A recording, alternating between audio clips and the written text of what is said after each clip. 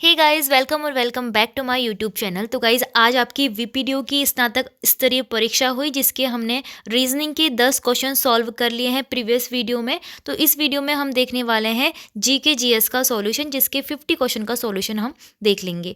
तो चलिए video start कर लेते हैं। सबसे पहला क्वेश्चन हमारे पास है, कंप्यूटर से है। एमएस वर्ड में एक बार में ही अगर हमें पूरे शब्दों को डिलीट करना है तो कौन सी कुंजियों का प्रयोग हमें करना होगा? तो ऑप्शन ए इसका करेक्ट हो जाएगा, कंट्रोल प्लस बैक स्पेस हम दबाएंगे। अगला है, हमसे पूछा है सुमेलित करना है। यहाँ पर कुछ यंत्र दिए हैं, हमें बताना है कि हम किन इकाइयों को उससे मापते हैं।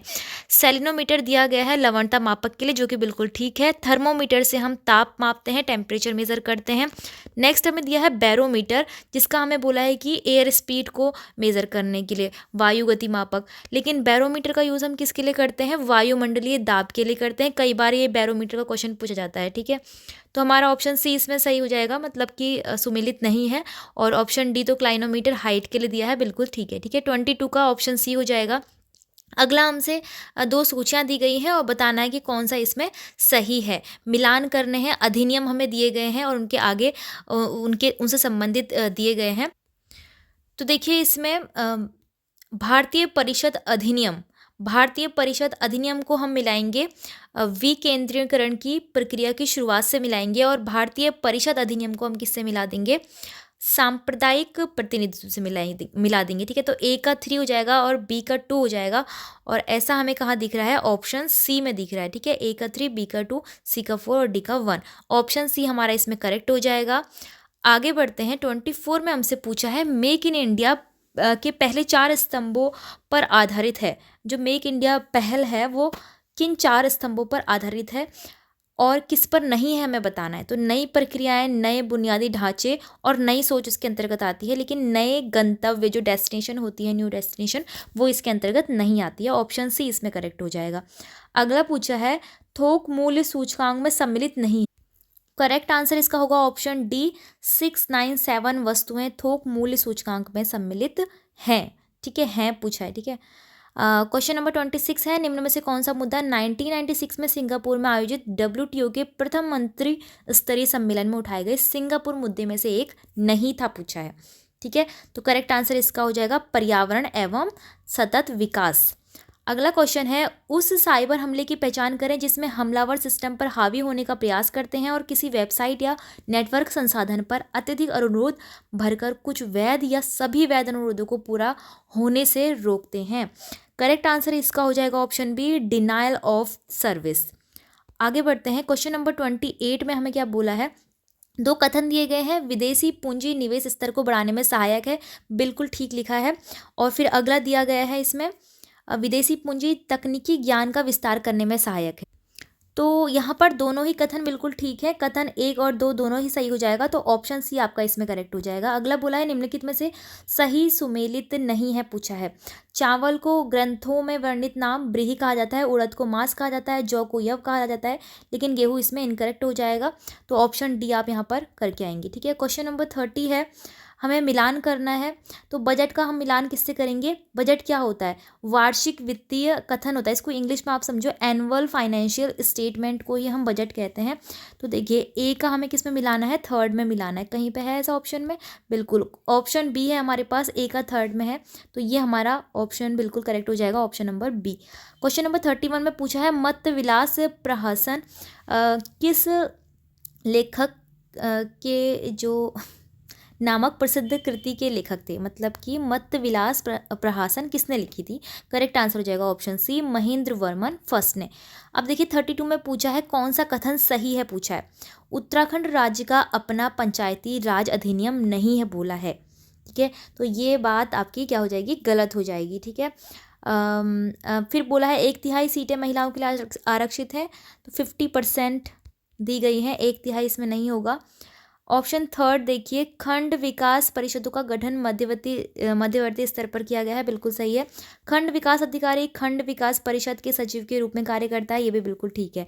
तो जहाँ पर 3 और 4 दिखेगा आपको, ऑप्शन डी इसका सही हो जाएगा। 3 और 4 दोनों दिख रहे हैं। अगला है राजकोषीय नीति में सरकारी राजस्व क्या लिखा है यहाँ पे, संग्रह तथा व्यय का प्रयोग अर्थव्यवस्था को प्रभावित करने के लिए किया जाता है। ये पहला कथन है आपका, और जो कि बिल्कुल ठीक है। ठीक है, फिर दूसरा है आय व्यय तथा पूंजीगत व्यय दो मौद्रिक नीति की विषय वस्तु है। एक बार इसको इंग्लिश में देख लेते हैं। बोथ रेवेन्यू, अच्छा, expenditure and capital expenditure are the subject matters of monetary policy. तो ये आपका गलत स्टेटमेंट हो जाएगा। ऑप्शन ए आपका बिल्कुल ठीक हो जाएगा। तो ऑप्शन ए में केवल कथन फर्स्ट इसमें सही होगा। ठीक है, क्वेश्चन नंबर 34 है, निम्नलिखित में से कौन सा इंटरनेट प्रोटोकॉल आईपी का वैध संस्करण नहीं है। करेक्ट आंसर इसका हो जाएगा IPv11। फिर देखते हैं, निम्न में से दक्षिण भारत का मैनचेस्टर किसे कहा जाता है। ये आपका रिपीटेड क्वेश्चन है, कोयम्बटूर है। क्वेश्चन नंबर 36 है, भारतीय रिजर्व बैंक द्वारा रिवर्स रेपो दर बढ़ाने का परिणाम क्या होता है। जब रिवर्स रेपो दर बढ़ती है तो उसमें क्या होता है। करेक्ट आंसर आपका हो जाएगा ऑप्शन बी, तरलता तथा मांग में कमी आ जाती है। ठीक है, अर्थशास्त्र से ये क्वेश्चन है। फिर है, सितंबर 2023 में नई दिल्ली में आयोजित G20 का अभी कौन सा एग्जाम हुआ था, हमारा ROARO का एग्जाम हुआ था। उसमें भी क्वेश्चन पूछा था, अफ्रीकन यूनियन इसका करेक्ट आंसर हो जाएगा, करंट अफेयर का क्वेश्चन है। फिर हमसे पूछा है कि कौन कौन सुमेलित किस प्रकार से होंगे, पूछा है। तो इस क्वेश्चन के ऑप्शंस आपके गलत दिए गए हैं। फिर भी इसका ऑप्शन सी आई थिंक सही हो सकता है। ठीक है, ऑप्शन सी सही हो सकता है, वैसे ये ऑप्शन मुझे गलत लग रहे हैं। अगला है 39, इसमें हमें बताना है कैसे मैच करेंगे हम। तो देखिए, सबसे पहला हमसे बोला वार्षिक वित्तीय प्रतिवेदन, मतलब annual financial statement. Annual financial statement जो है वो किससे मैच होगा, आर्टिकल 112 से होगा। तो ए का कहाँ पे है, 3, जहाँ पे ए का 3 होगा, यानी कि ऑप्शन सी इसमें करेक्ट हो जाएगा। आगे बढ़ते हैं, हमसे बोला है कि दिल्ली मुंबई एक्सप्रेसवे देश का सबसे लंबा संकेतक मुक्त एक्सप्रेसवे है। तो अच्छा, एक्सप्रेसवे है, बिल्कुल ठीक है। फिर है, यह एक्सप्रेसवे 5 राज्यों हरियाणा, राजस्थान, मध्य प्रदेश, गुजरात एवं महाराष्ट्र से होकर गुजरता है। तो ये भी बिल्कुल सही है, दोनों ही कथन सही हैं। तो हमारा ऑप्शन सी बिल्कुल करेक्ट हो जाएगा, 1 और 2 दोनों। आगे बढ़ते हैं, इनमें पूछा है कि कौन मुख्य मेमोरी का प्रकार नहीं है। जो रैम होता है, रोम होता है और कैश मेमोरी होती है, तीनों ही मेन मेमोरी होती है, लेकिन मैग्नेटिक डिस्क जो होगा इसमें करेक्ट आंसर हो जाएगा। ठीक है, ये मुख्य मेमोरी का प्रकार नहीं है। अगला क्वेश्चन है, कौन सी कमेटी को कर सुधार के लिए बनाया गया है, टैक्स स्ट्रक्चर के रिफॉर्म के लिए बनाया गया है। तो ऑप्शन ए चलैया कमेटी इसका आंसर होगा। फिर हमसे पूछा है, उत्तर भारत के अधिकांश भाग को अपने अधीन कर किसने शिलादित्य की पदवी को धारण किया था। करेक्ट आंसर हो जाएगा हर्ष।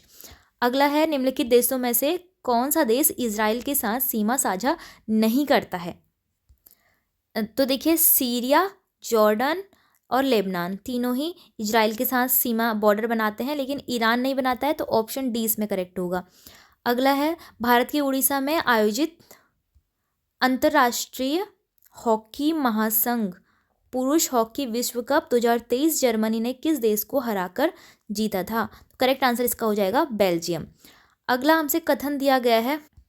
तो कथन में बोला गया है, विदेशी निवेश के अंतर्गत प्रत्यक्ष विदेशी निवेश तथा विदेशी संस्थागत निवेश को शामिल, इसको हम थोड़ा सा इंग्लिश में देख लेते हैं। Foreign investment includes foreign direct investment and foreign portfolio investment. हाँ, तो ये करेक्ट होगा, आपका स्टेटमेंट बिल्कुल करेक्ट है।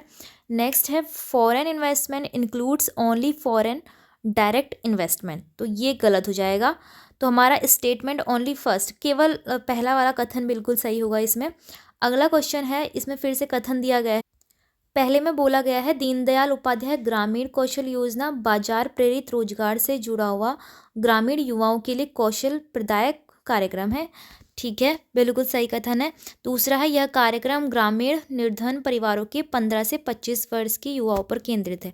ये गलत हो जाएगा। 15 to 35 एज के जो युवा होते हैं उनके लिए जो DDU-JKY योजना होती है, जिसमें स्किल डेवलपमेंट होता है युवाओं का, तो वो 15 से 35 एज के युवाओं के लिए है।